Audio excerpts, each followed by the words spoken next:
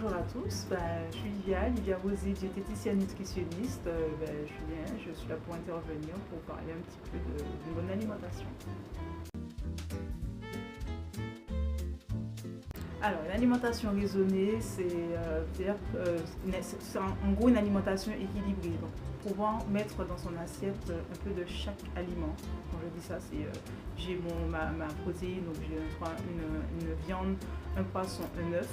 Mon légume vert, c'est pas le légume vert tout fade, tout qui ressemble à rien.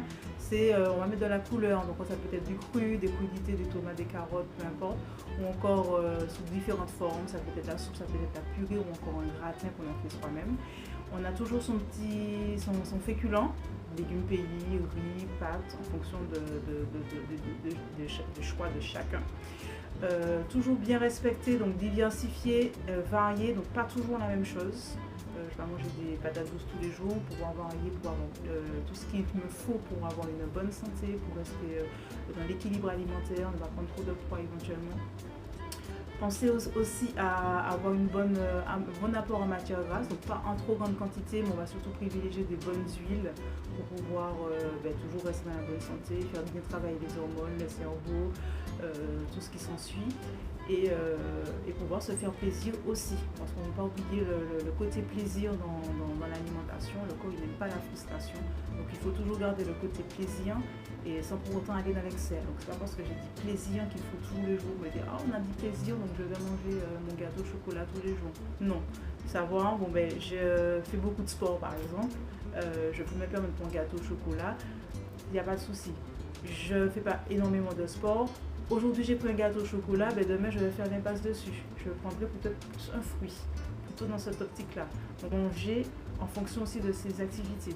Je suis très sportif, ok, je me permets d'adapter mon alimentation. Je ne fais pas beaucoup de sport, mais j'ai une activité physique moindre et je ne travaille pas derrière un bureau, je ne bouge pas beaucoup. À ce moment-là, il faudra faire des concessions sur certains aliments et ne pas avoir du plaisir tout le temps.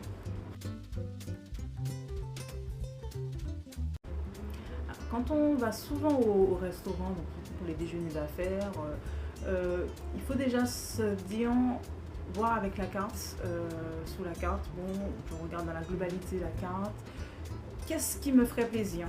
Et à ce moment-là, si c'est sur un élément qu'on a envie de se faire plaisir, je prends l'exemple du plat, on a envie d'une entrecôte, j'ai envie d'une bonne entrecôte sauce roquefort, à ce moment-là, il faudra essayer de faire des concessions sur les autres éléments du repas. Donc l'entrée un peu plus léger, comme un tartare par exemple, ça peut être un firoz d'avocat, le restaurant propose.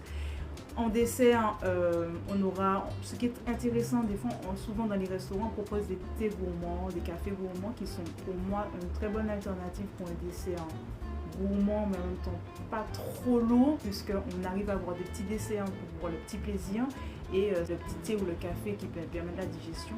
Et surtout, ne pas oublier l'apport en légumes verts.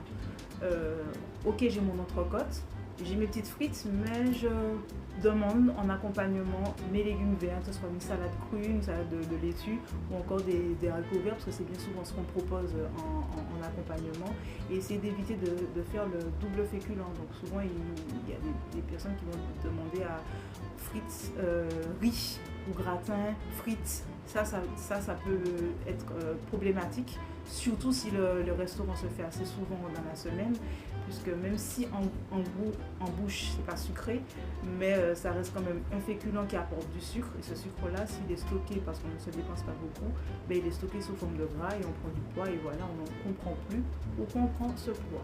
Donc préserver sa santé, c'est aussi faire des bons choix au niveau du restaurant.